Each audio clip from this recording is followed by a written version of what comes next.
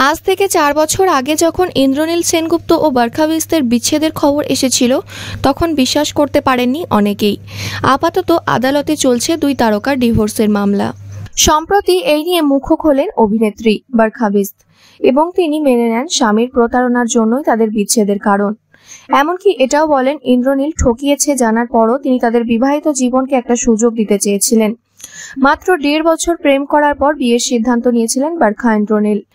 বরখা 15 বছরের বিয়েতে বিচ্ছেদ প্রসঙ্গে বলেন, আমিও জানি না কেন, 4 বছর ধরে আমিও অনেকবার ভেবেছি, আমার কাছে এর কোনো জবাব নেই। আমাদের বিয়ে দারুণ ছিল, তবে বিয়ে থেকে বেরোনোর সিদ্ধান্ত এসেছে বিপরীত দিক থেকেই, আর তার হাতে থাকলে তিনি এখনো বিয়েতেই থাকতেন।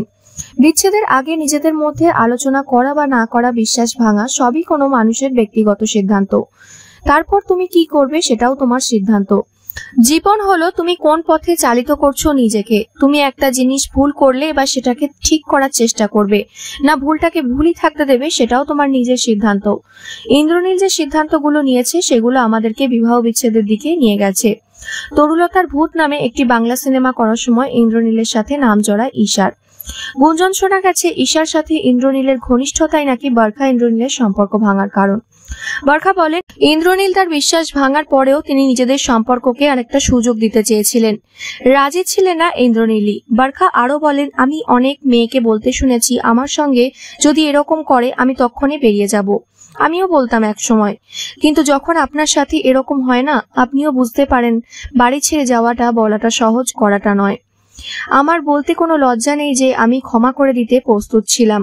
আমি 2 বছর বিয়ে বাঁচানোর চেষ্টাও করেছি, এটা মানতেও আমার লজ্জা নেই। আমাকে অনেকেই বলেছে তুমি সুন্দর দেখতে, নিজে কাজ করো, কেন এরকম করছো, কিন্তু আমি চাইনি ভাঙতে।